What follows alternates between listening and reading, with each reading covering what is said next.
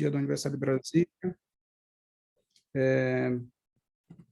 Estou trabalhando com doenças infecciosas, eu venho muito de uma pegada de serviço, então eu tento trazer para a academia duas ideias centrais. Primeiro, devolver para a população mais frágil, com um pouco mais, que precisa um pouco mais de equidade nas suas acessos, inclusive à pesquisa, então eu atuo em áreas mais vulneráveis e tento estudar doenças tropicais negligenciadas no seu potencial.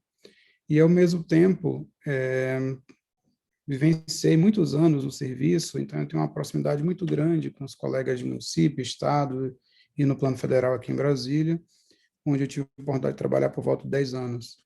Então, a gente continua fazendo essa interação e aí a pandemia da Covid convida todos nós a dar um pouquinho do seu tempo para fazer essa cooperação na tentativa da saída, né, desse grande problema de saúde pública. Joia, muito obrigado, Hildo, por aceitar esse convite que a gente fez, estar aqui conosco hoje. Só lembrando que quem tiver alguma pergunta, dúvida, pode ir escrevendo no chat. Ao final da explanação do Hildo, a gente vai abrir para uma discussão. E também, se vocês quiserem falar, fique à vontade, a gente vai estar liberando os vídeos, enfim, a gente se inscreve ali, levanta a mãozinha e a gente vai organizando a sessão de perguntas logo após a apresentação. Hildo, acho que agora a palavra é tua, pode ficar à vontade. A Carol compartilha com a gente a tela, Carol, da apresentação dele, por gentileza. Pode fazer só.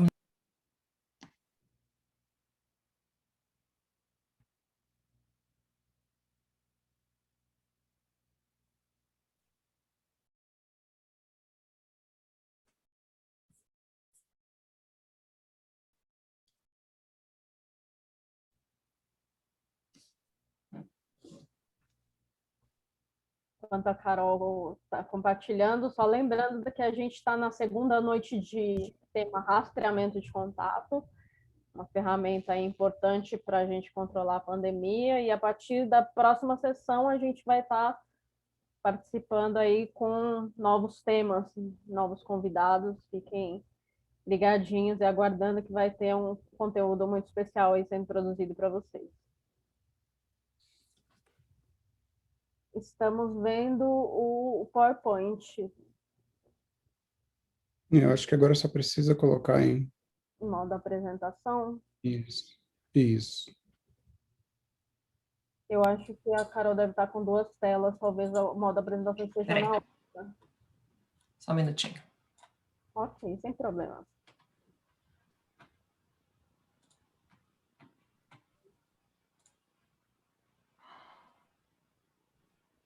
Olha lá, mais equipe chegando aqui. Temos presença do Luciano, Pamplona. Presença da Zênia. Tá vendo? Não. Está vendo o sua área de trabalho. Ah, meu Deus, peraí. Desculpa. Sem problema.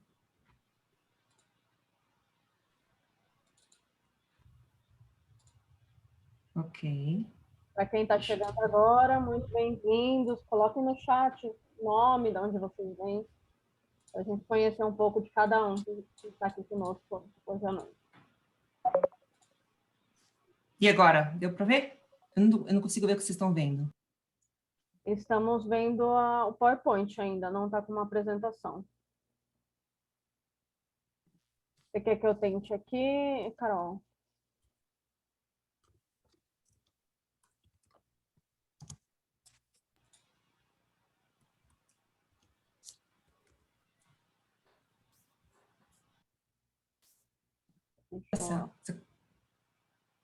Vou abrir aqui, que talvez o meu vá mais rápido, porque eu estou com uma tela só. Tá.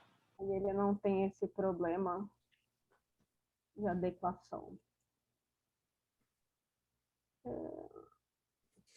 Acho que enquanto está abrindo, eu posso fazer uns comentáriozinhos para a gente aproveitar e aquecendo aí a garganta e a nossa comunidade. Primeiro, antes de mais nada, vale a pena comentar que a implantação de uma ferramenta como essa faz parte de uma das medidas de controle, ou seja, ela sozinha ela não consegue fazer nenhum carnaval. A gente tem que contar com várias outras ferramentas juntas.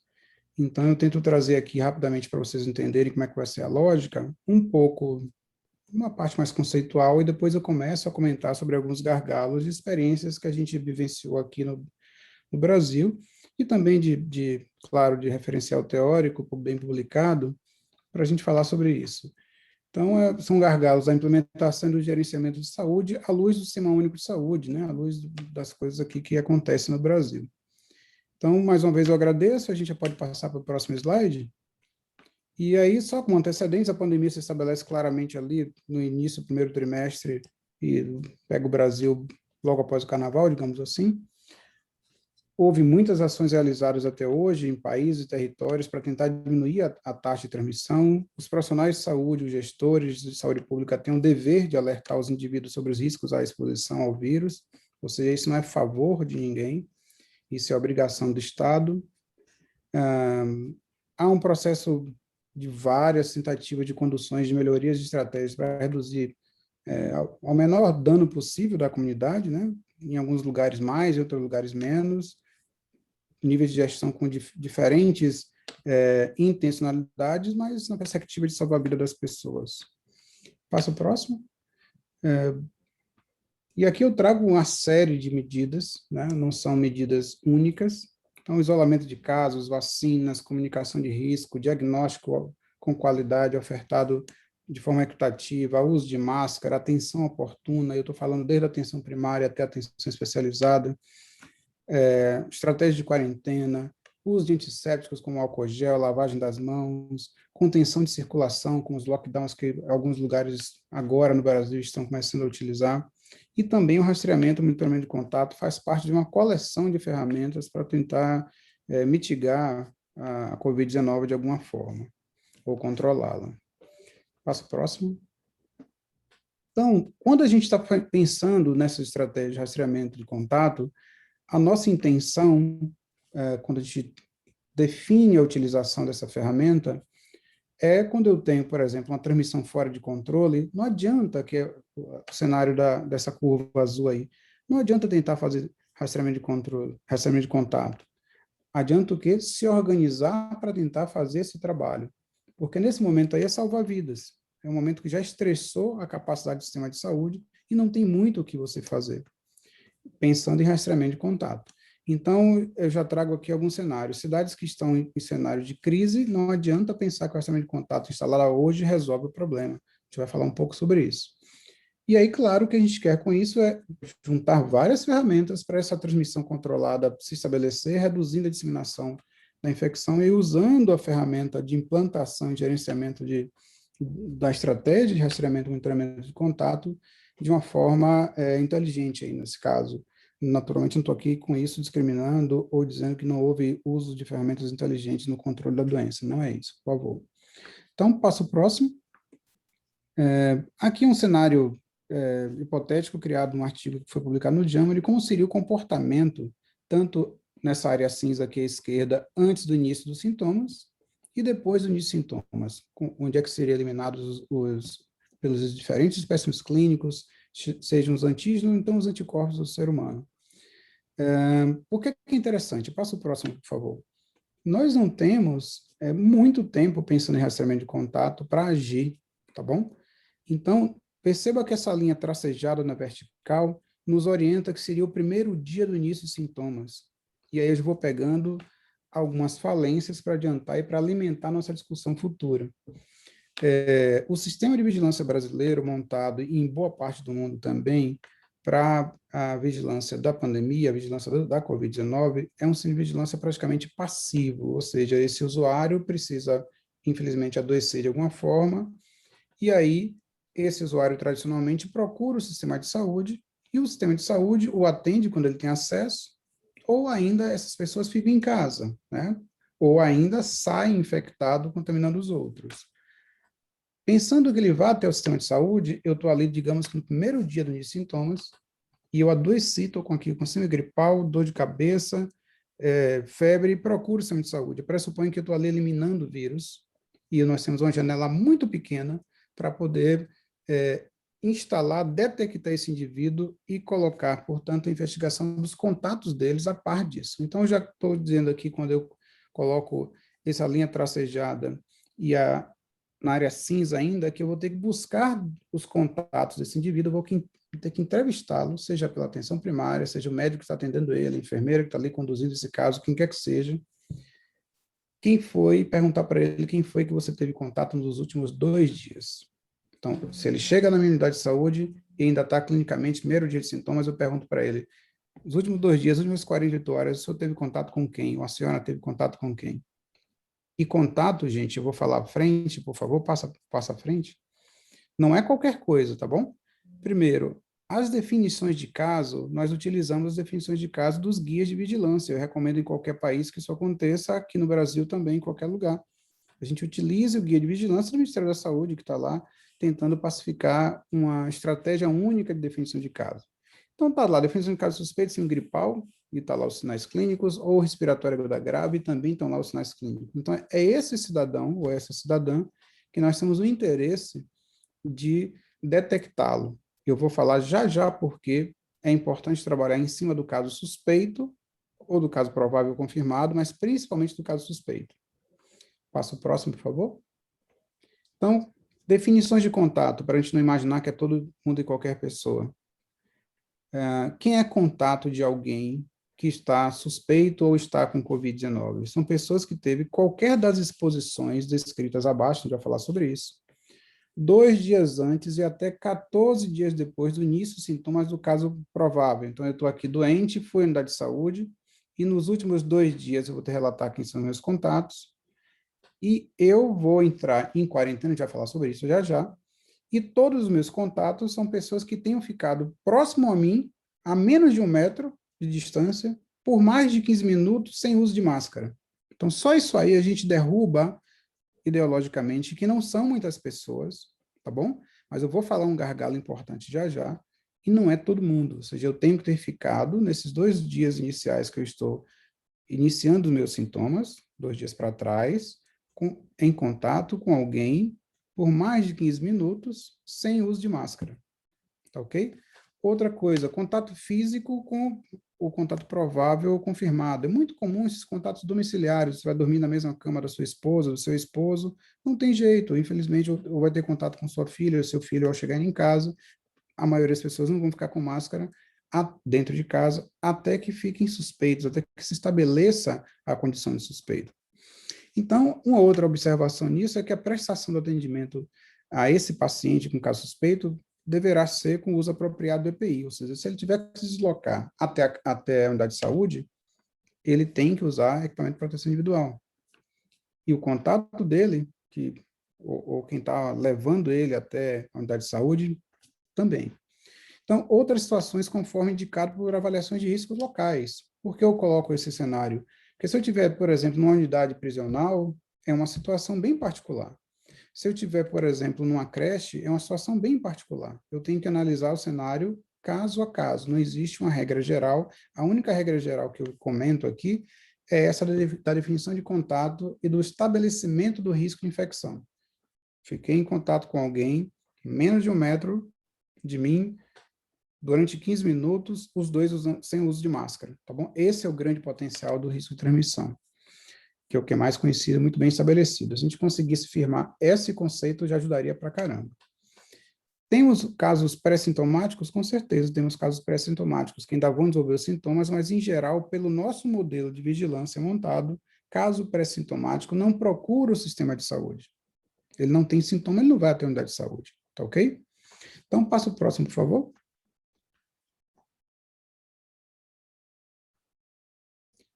Tá. Seguindo a ideia de quarentena, né? Qual é o conceito de quarentena aqui estabelecido? É a restrição de atividades para as pessoas. Entendo nesse sentido que tem sido utilizado a separação de pessoas dos doentes entre aqueles que não estão doentes. Esse é um conceito geral. Wildo, isso é possível fazer em todas as casas médias dos brasileiros? Não. Em 73% das casas brasileiras isso não é possível fazer, porque a maioria deles vivem em 2, 3 cômodos, com adensamento populacional de 3 a 5 pessoas. Então, nós temos que pensar alternativas para esses cenários e não dá para fazer uma regra geral para o Brasil todo, isso tem que ser observado aquela estratégia da família, aquela unidade da família, tem que olhar aquele cenário e tentar mediar essa separação dentro do que é possível. Então, se eu estou em quarentena dentro de uma unidade de saúde, aí eu já tenho outro processo de trabalho, aí eu estou pensando, seja ele no ambulatório ou no ambiente hospitalar, sim, tem canais distintos e um lugar distinto para essa população. Mas aqui eu quero gastar muito mais energia de falar do processo de quarentena de pessoas dentro das suas casas, quando nós recomendamos o isolamento. Olha, você, tal pessoa, você vai ficar isolada na sua casa. Quando isso é possível se estabelecer, ótimo. Quando não, temos que, além do isolamento, recomendar as medidas antissépticas, né? Lavagem das mãos com água e sabão, por exemplo. A tentativa de ficar afastado o máximo possível. Às vezes de fazer turnos, porque algumas dessas pessoas ficam acamadas em casas e outras vão trabalhar. Né? Por mais que a gente oriente que esse contato não saia. O trabalho, a gente vai falar dessa economia informal e o quanto isso dá trabalho para você implementar. Esse é um gargalo enorme no Brasil, cada vez maior. Você implementar rastreamento de contato e uso da quarentena para pessoas que, casais, filhos, maridos e tudo mais, que moram em casas onde a maioria deles são ou fazem parte, não é um percentual pequeno, da economia informal no país inteiro. Então, a ideia do isolamento é a gente separar os indivíduos doentes, infectados, de outras pessoas para impedir ou diminuir a disseminação da infecção. Passa o próximo. Então, quando eu comentei, eu trouxe esse slide só que de uma outra coloração no início, eu gostaria de dizer que essas duas setas azuis simbolizam um momento que a gente tem que estar pronto para instalar o rastreamento de contato e o monitoramento dos mesmos. Porque antes daquela epidemia ali acontecer, daquela grande onda violeta, se eu posso usar essa cor, aquela seta em azul, porque ali eu consigo favorecer dentro da dinâmica de outras estratégias na gestão dessa pandemia, mediar com atenção especializada o quanto eles conseguem atender os pacientes, eu com isso eu invisto mais em rastreamento de contato para empurrar essa epidemia para frente. É como se eu pegasse aquela seta 1 ali que vocês estão vendo e empurrasse ela um pouco para frente para postergar a epidemia se estabelecer, já que nós temos um limite da atenção especializada para dar conta. Então, essa é uma estratégia. A outra estratégia, que é a seta subsequente, é quando a epidemia já desceu, a primeira onda já passou, a segunda, a terceira, quantas sejam, ou eu tenho utilizado intervenção muito forte, como lockdown, como vários municípios agora estão implementando, como Araraquara muito bem implementou, e eles estão agora tendo que lançar mão de várias estratégias nesse segundo momento da seta azul.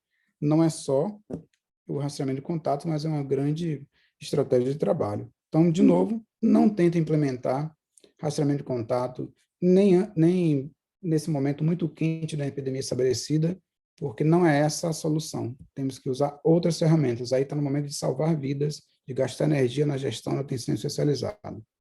E se preparar para o momento subsequente. Passo o próximo. Então, primeiro, rastreamento e monitoramento de contato é uma operação de guerra.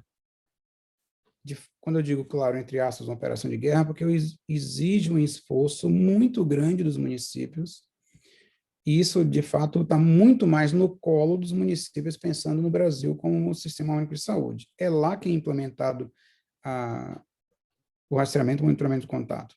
Então, eu trouxe aqui alguns itens estratégicos para a gente pensar. A força de trabalho eu deixei em separado, porque aqui eu estou sugerindo como alguns municípios que eu vi fazer, tá bom? No Brasil. Então, por exemplo, Foz do Iguaçu, lá no Paraná, utilizou quase 200 estudantes de graduação que estavam naquele momento com as suas atividades letivas interrompidas para trabalharem nas unidades de saúde para favorecer o contato com as pessoas. Então, você pega a sua carga, os seus líderes naquela unidade de saúde, mantém eles fazendo aquela atividade que estão fazendo, e um deles ou outro capacita esses estudantes para fazer o contato, se ele não estiver usando outra ferramenta, mas o contato pessoal ou contato via WhatsApp, por exemplo. A gente vai falar disso já já. Tem um custo operacional. Se você for criar sistemas próprios, tem um custo para monitoramento. Se você for usar algum sistema, tem um custo de capacitação. Se você for entrar em contato pessoalmente, tem um custo para chegar lá. Se você for entrar em contato via WhatsApp, via mensagens, como eu vi acontecer em alguns municípios, por exemplo, aqui em Rio Verde, em Goiás, aqui próximo, o município de Rio Verde pegou a central de regulação, eles eram cabeça de rede da Macro, pegou a central de regulação de leitos, já que eles recebiam pacientes, as cirurgias eletivas estavam suspensas, e colocou à disposição da vigilância para monitorar pessoas. Então, tem que ter um pouco de iniciativas locais para poder funcionar. Sistema de informação é uma coisa que precisa ser feita, eu vou falar a parte, que é um gargalo importante. Ferramentas de diagnóstico, eu vou falar um pouco a parte também, porque é bastante importante, mas tem um custo operacional que pesa. Não tem jeito de fazer qualquer ferramenta medida de controle para uma pandemia se você não sabe fazer comunicação de risco e não envolve participação social. Não vai ter aderência, a adesão é menor, o risco de você colocar uma ferramenta como essa totalmente jogada fora é grave, caso você não envolva um processo de comunicação e envolvimento da sociedade, mobilização social, não só das pessoas em si, mas das entidades, das entidades de classe, dos sindicatos, sindicato patronal, todos têm que ser envolvidos no momento desse. É, de fato, uma operação de guerra, é um esforço de guerra. Há um completo retrabalho do processo logístico de reorganização e de planejamento para isso se estabelecer. E, de novo, planejamento, não adianta eu querer fazer rastreamento no pico da doença. Eu tenho que planejar antes para colocar na prática quando for possível. E aí precisam que os gestores tenham um certo grau de dinamismo, capacidade de gestão, liderança e, principalmente, vontade política. E, por vezes, a gente consegue perceber no Brasil que esses 4 itens são super estratégicos para qualquer dinâmica de controle de doenças. Para rastreamento de contato, também. Passa o próximo. Então, o que é rastrear, tá bom? O que é o tal do rastrear? E é muito simples. Se você está atendendo esse paciente ou você está na vigilância e vai investigar esse caso, você vai perguntar para ele com quem você, que é o caso índice que está ali na sua frente, teve contato, se você não tem um caso índice, mas o caso secundário, quem tiver ali, que está com suspeito de COVID, com quem você teve contato nas 48 horas antes do início dos sintomas. E pede para ele, olha, me dá os contatos domiciliares, se você estuda, os contatos estudantis, se você trabalha, os contatos laborais, né, o local do seu trabalho. Faz o levantamento para cada caso suspeito disso. Ou seja, todo contato desse, cada caso suspeito que aparece, um por um, ele é em potencial um caso de COVID, tem que tratá-lo dessa forma. Se você tem as ferramentas de diagnóstico, a gente vai falar já já, muito rapidamente, um teste rápido de antígeno, por exemplo, você mata a questão ali se ele é positivo ou negativo. Se ele for positivo, você já monta a cadeia dele perguntando para ele esses contatos. Se ele for negativo, você já descarta esse paciente naquela hora. O ideal seria que fizesse um teste de RT-PCR para quem tiver de forma subsequente. Então, passa o próximo, que agora a gente já sabe o que é rastrear nesse momento, né? A quem tem que rastrear. E aqui eu já trago 2 gargalos importantes. Uma coisa é você fazer rastreamento de contato em cidade pequena. Então, à esquerda, eu queria aqui mostrar para vocês a ideia, pelo menos essa ideia dessa casinha aí com 2 pessoas ali em vermelho, como se fosse uma cidade pequena, onde você não tem um trânsito pesado, não usa estrutura metroviária, rodoviária, como vocês estão vendo na foto à direita, que aí é muito mais complexo você perguntar para essas pessoas, esse cidadão que está vendo o celular, que está de boné na cabeça, você perguntar para ele, com quem você teve contato sem máscara durante 15 minutos? Você sabe me dizer quem é? Se ele tivesse, e ele está sem máscara, e alguém, pessoa sentada ali estivesse sem máscara também, está a menos de 1 metro dele, e ele poderia não saber sequer quem é esse cidadão que está aí sentado na frente dele. Eu estou falando desse cidadãozinho aí, de boné, sem máscara. Ele está ali no celular dele, não está nem aí para quem está ao redor. Então, para quem vive em grandes capitais ou em grandes cidades, esse é um nó importante. Eu já trago aqui como um gargalo. Você conseguir monitorar contatos para além dos domiciliares e para além dos laborais, ou seja, para além do local do seu trabalho ou da sua escola, sua faculdade, ou da sua casa. Na sua casa é muito mais fácil, você sabe quem são as pessoas e quem você teve contato com essas pessoas nas últimas 48 horas, que é muito mais o cenário à esquerda. E aí, por que eu fico feliz nesse momento? Porque a grande maioria das cidades brasileiras são pequenas. E aí esse trabalho dá para fazer na rotina do serviço da atenção primária ligado à vigilância, com um pouquinho mais de implementações, tá bom? A esquerda, a direita, por exemplo, você vai numa Ceasa da vida, você não sabe quem é que está ali comprando, quem é que está carreando. Então, grandes cidades, isso é uma complexidade importante.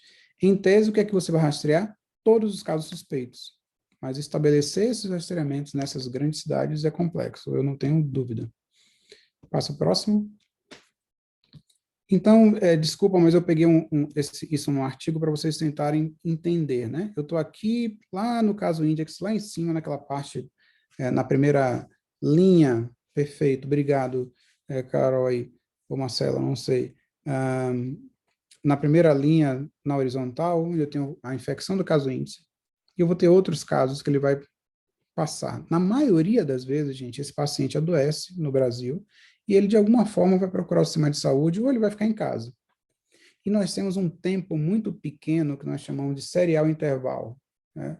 Que é o tempo entre eu ficar doente, começar a eliminar vírus e infectar alguém, para esse alguém começar a iniciar os sintomas, né?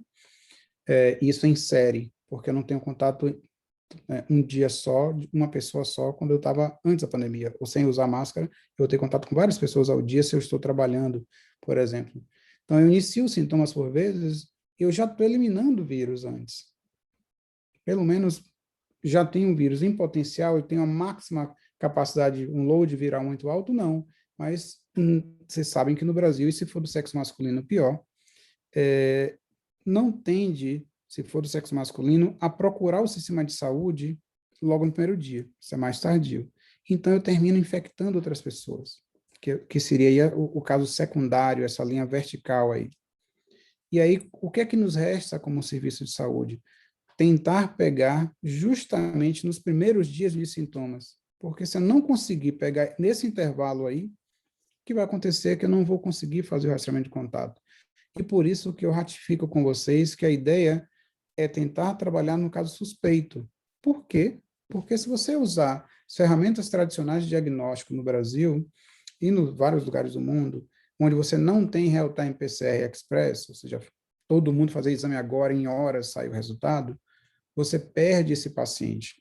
E, tradicionalmente, como é que funciona o sistema passivo no Brasil? O paciente chega, o usuário do SUS, ele chega até a unidade de saúde, ele é atendido. Se ele tiver com suspeição e você, se ele for um síndrome gripal, você vai ofertar para ele suave para coletar amostra para mandar para o laboratório. A maioria dos estados brasileiros tem um atraso na resposta laboratorial e não adianta esperar o caso, o LACEN da vida, colocar no GAL, e aí eu estou falando para os colegas de serviço, e o resultado voltar para a unidade primária de saúde, ou eletronicamente ou individualmente, e depois, 2, 3 dias, eu fico sabendo que esse paciente era positivo. Por que que não dá para trabalhar com caso confirmado? Só dá para trabalhar com caso confirmado para aqueles que têm resposta rápida no diagnóstico laboratorial. Porque se eu esperar 2, 3 dias para confirmar, o tempo que eu, doente, estaria expondo outras pessoas com vírus, já passou. Porque se eu já estou nos primeiros 2 dias eliminando o vírus, inicio os meus sintomas. Infelizmente, o brasileiro médio, a brasileira média, não vai no primeiro dia de sintomas procurar o sistema de saúde. E se for, por vezes, sequer ele acessa o sistema de saúde no primeiro dia. Então, eu já tenho aí pelo menos um delay de umas 24 horas. Digamos que nessas 24 horas, eu consegui acessar, foi feita a suspeição corretamente, coletaram a amostra clínica, deram a resposta um dia depois, eu já perdi 2 dias. Tá certo? Os primeiros 97 mil casos brasileiros foram estudados, ainda era no REDCap, e foi analisado por um colega, o Silvano Oliveira. Ele determinou, portanto, que o tempo médio ainda não tinha novas variantes. Desse ciclo de transmissão se dava em 4,2 dias. Depois disso, não tem mais gente eliminando o vírus. Então, se eu perder 4 dias, se eu perder 3 dias, por exemplo, entre o momento que eu suspeitei até esperar a resposta laboratorial, 75% das cadeias de transmissão já foram estabelecidas. A gente só vai pegar 25%. Se eu esperar sair o resultado, então é um esforço muito grande de investimento para esperar o caso confirmado, para se montar a cadeia de contato e depois monitorar esses contatos, que o monitoramento eu não falei ainda. Tá bom? Passa o próximo, por favor. Então, isso aqui para vocês entenderem. Ó. Eu estou ali um caso primário em amarelo, são 2 situações distintas. Esses amarelos são casos, em geral, não detectados. A epidemia chega, a maioria das vezes você não detecta. Nenhuma epidemia brasileira, ou melhor, nenhuma pandemia, desde de influenza para cá, 2009 para cá, foram detectados os primeiros casos utilizando a ferramenta de, olha, se você viajou para fora, não dá, não é assim que as coisas se estabelecem na vida. A influenza, por exemplo, entrou via carreta pelo sul do país. Provavelmente os primeiros casos brasileiros não se deram, foram detectados pelo sistema de vigilância via vinculando ele a uma transmissão de uma viagem, mas outros já estavam no território, com certeza. Que os voos estavam abertos e funcionando na sua natureza. Então, digamos que esse primeiro caso você não detecte, e o que você vai terminar detectando, que chamamos de caso índex, é aquele que vem à sua unidade de saúde, porque aí o sistema, de novo, ele é passivo, é o usuário que procura o sistema e não ao contrário. Então, vocês estão vendo ali 2 casos em violeta à esquerda, e eles transmitem para os outros, e o que a gente consegue fazer, ou espera-se que você consiga fazer, é quarentenar esses casos aí. Perfeito. Esse, na altura do 2, justamente. Só que outras cadeias podem ter se perdido, aquelas cadeias amarelas. Quando você já implementa a estratégia de fato de rastreamento de contatos, monitoramento deles mesmos, estamos aqui na situação secundária à direita, você consegue detectar esses casos índices, tá bom? Os casos índices violeta, e você detecta as pessoas que são contato deles e consegue quarentená-los. Esse é o ideal. Invariavelmente, você não consegue fazer isso com todos, tá certo? Passa. Porque é uma operação de guerra. Quem conseguiu isso muito bem foi a Nova Zelândia, uma ilha bem mais tranquila de fazer. Então, o que é o monitorar? Após a identificação dos contatos que foram rastreados, eu vou solicitar a quarentena domiciliar desse cidadão ou de cidadã por 14 dias. Seja num abrigo, seja no hotel, ou seja na sua casa, tá bom? Eu fiz questão de trazer aqui hotel, abrigo por 14 dias, porque qualquer brasileiro que sai para alguns países é exigido que ele faça um processo de quarentena antes de entrar no país. E aí, se essa quarentena fosse uma quarentena domiciliar, né, como é o tradicional pedido para os brasileiros, você tem que monitorá-lo até que o caso índice saia o resultado. Se sair negativo, você quebra a cadeia de contatos. Não precisa mais ficar monitorando esse pessoal. Eu não entendi. Tá bom. Eu sou o caso primário, eu sou o caso suspeito, quem me atendeu acha que eu sou um caso de Covid-19, notifica como suspeito, solicita a coleta da amostra, a amostra vai para o laboratório, eu estou sendo monitorado, assim como os meus contatos estão sendo monitorados todos os dias. Saiu o resultado, o meu resultado laboratorial. No terceiro dia, eu tenho 7 contatos, eu e os outros 7 contatos recebo a informação do sistema de saúde do município dizendo que eu sou negativo e que os outros meus contatos não precisarão ser monitorados. Vou falar já sobre as questões éticas do estabelecendo contato aqui.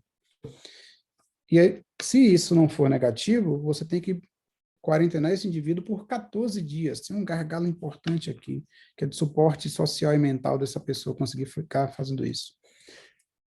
Agora, claro, se algum dos meus contatos iniciam sintomas, ele passa a ser um outro caso suspeito, mas vai ter uma coisa boa, ele já não vai ter tido, se ele ficou de fato quarentenado, ele já não vai ter transmitido para ninguém. Então, essa é a grande ideia de monitorar e rastrear contatos, porque os contatos, uma vez que eles sejam quarentenados e eles iniciam seus sintomas, eles não vão passar para mais ninguém, já que eles ficaram quarentenados usando EPI, usando máscara, um pouco mais distante dos outros, dentro do possível. E o quarto ponto, que é estratégico, é o contato periódico e sistemático com esse contato. É o sistema de saúde estabelecer uma estratégia de ter contato com essa pessoa sistematicamente e periodicamente, como é o conceito de vigilância. Próximo. Sim, Wildo, qual é a pergunta tradicional? Eu já recebi umas 300 vezes. Então, tá bom, eu vou testar os contatos? Não precisa. Se você não tem recurso para isso, você não precisa testar os contatos, você apenas quarentene os contatos. Porque o caso índice que deu origem a esses contatos, né, a ele será testado. E se ele deu negativo, os seus contatos automaticamente serão liberados para voltar à sua vida normal. Tá bom?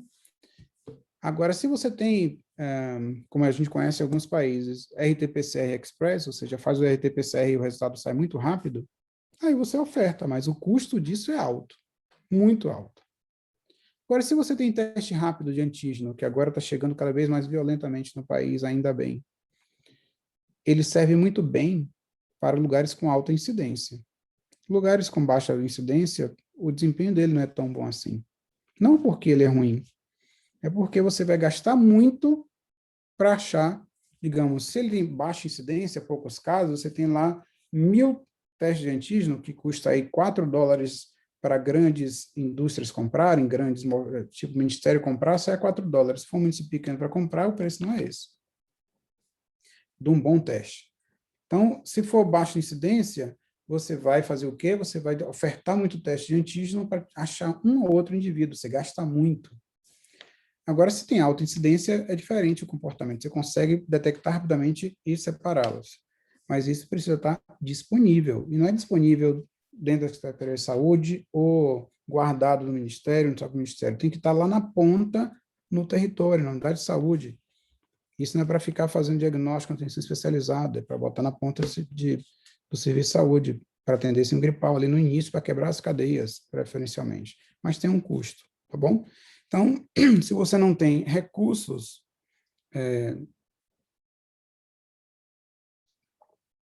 se você não tem município recursos para comprar o teste, o que você recomenda é quarentena e contato. Só quarentenar é bastante. Passo próximo, por favor.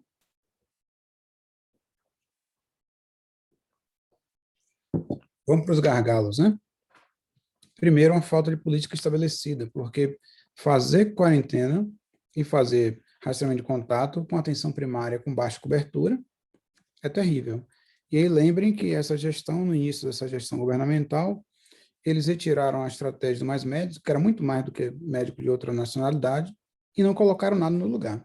Então, nós temos aí vários municípios que perderam boa parte da sua atenção primária, e nós sabemos que a atenção primária é que começa o sistema de saúde, é lá que a coisa funciona.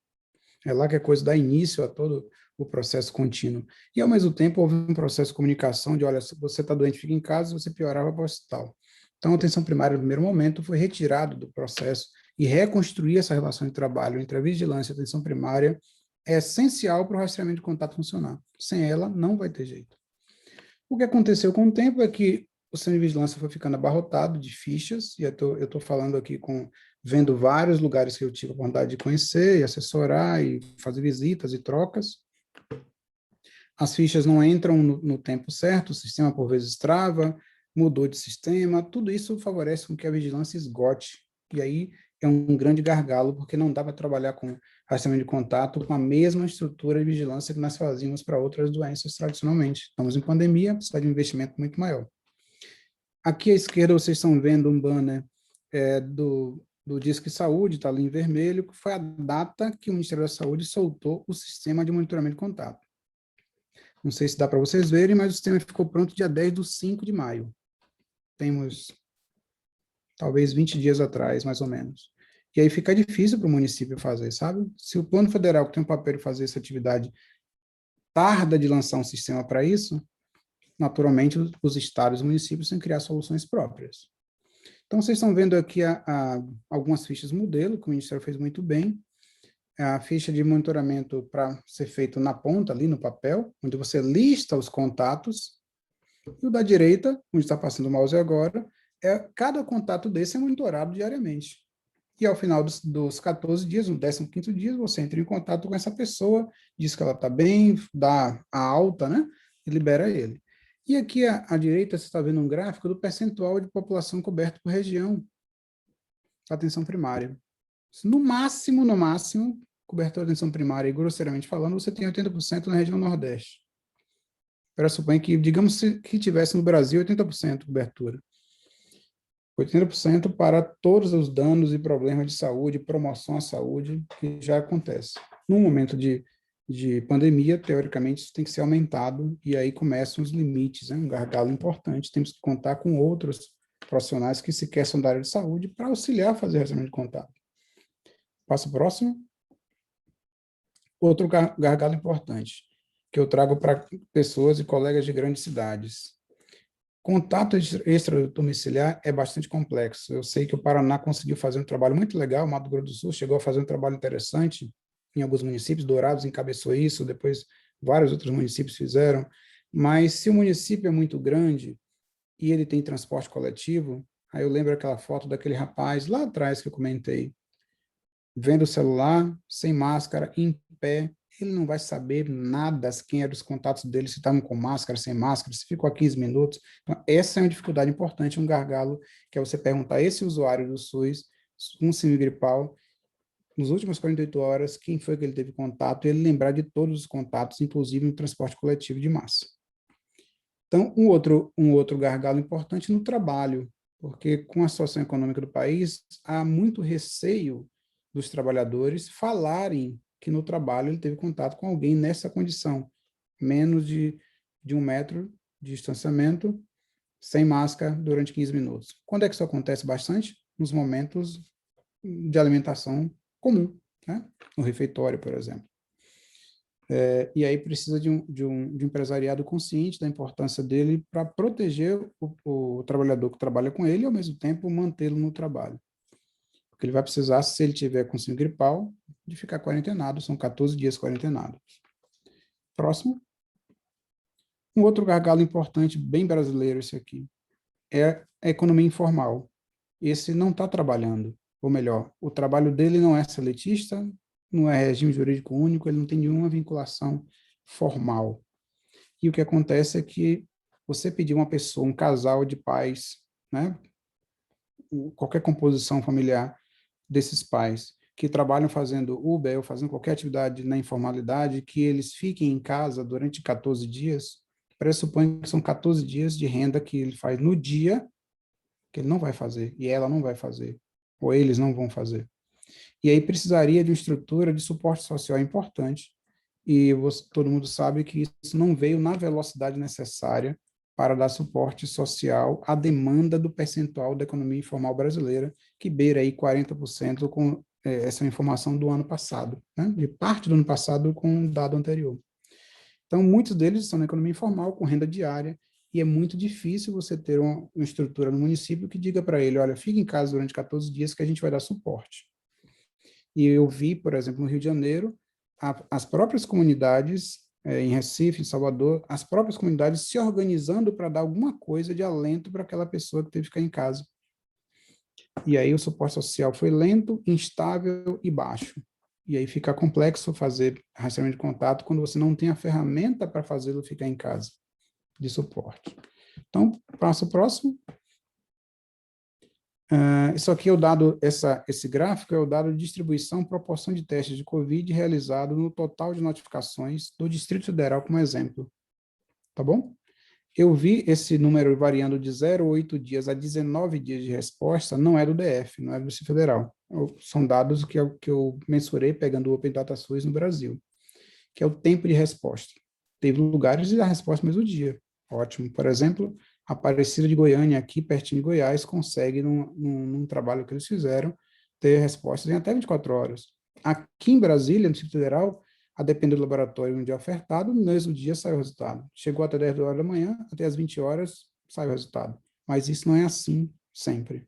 Então, esse é o dado, ó, se vocês perceberem, então, lá no início, faltou teste lá entre abril, depois isso se estabeleceu, mas se você quiser criar uma linha média, você está vendo que ele está reduzindo essa direção de redução de oferta de testes para cada notificação. Se isso vai sendo reduzido, naturalmente o sistema não detecta. Se não detecta, como é que você cancela uma cadeia de contato? Nem adianta montar a cadeia de contato, que você não vai conseguir fazer exame para todos os pacientes, e com isso você vai deixar os contatos deles em casa sempre, os 14 dias? Isso, se não for necessário, se aquele paciente índice não desenvolve mais nada e os contatos dele não desenvolvem nada, é muito difícil, se você não tiver o suporte de diagnóstico laboratorial, para poder mantê-lo em casa. Então, se você tem baixa oferta de resposta laboratorial, com oportunidade diagnóstica, oportunidade aí, a diferença de datas, né? Data da coleta até a data do resultado.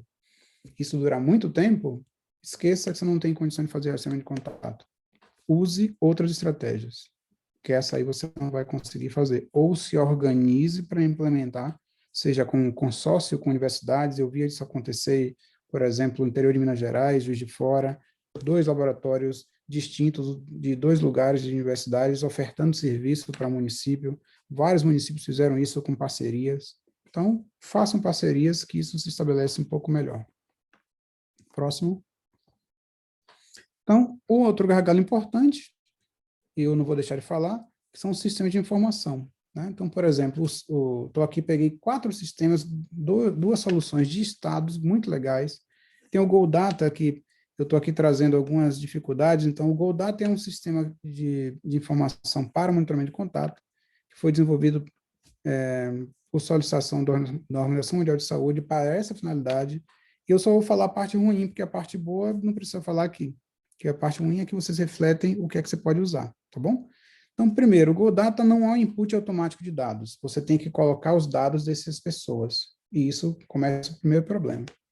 Esse dado não é uma coisa natural. Que dado é esse, Wildo? Nome, sexo, idade, contato telefônico, onde é que ele mora. E isso precisa ter tido um contato do ser humano, ir lá na casa dele, ou no atendimento clínico, e buscar os contatos de todo mundo para botar numa planilha Excel e esse dado subir dentro do sistema. Então, isso aí é um gargalo excepcional, eu diria que é um complicador. Ele termina servindo para cidades muito pequenas. Cidade grande, pode esquecer, eu diria. Dá mais trabalho para conseguir linkar os dados do laboratório. Por quê? Você precisa ter um resultado rápido, quando sai o resultado do laboratorial, para quebrar a cadeia de contato. Ou ainda, ao contrário, se sai o resultado laboratorial positivo, você tem que entrar em contato com essa pessoa novamente, ver se ela está bem, e se os outros, né, no monitoramento diário, estão evoluindo com algum quadro clínico. Ele é ótimo para estabelecer as cadeias e o interfaceamento, tá bom? Que requer esforço local. Cada usuário que tem a senha do GoData, ele tem que fazer estabelecer o contato na mão. E aí eu vou dar um exemplo que tanto o Mato Grosso do Sul quanto o estado do Paraná fizeram. Criaram instrumentos próprios, desenvolveram, pela falta de instrumento nacional, eles desenvolveram sistemas próprios.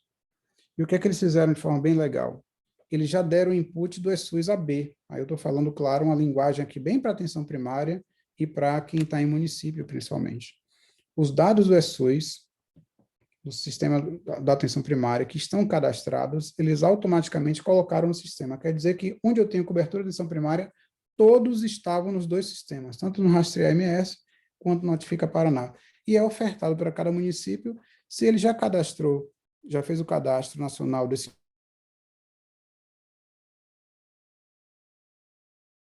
se estabelece, independente, inclusive, se ele tem caso suspeito ou não de Covid. E aí, pela SUS VE, pela SUS Vigilância, para cada caso notificado, ele vincula todos os contatos domiciliares desse indivíduo, seja o Rastreia MS, seja o Notifica Paraná, e já monta a cadeia de contato ali. Você vai ter o trabalho, na verdade, de montar a cadeia de contato extra-domiciliar. Os domiciliares já são automaticamente montados.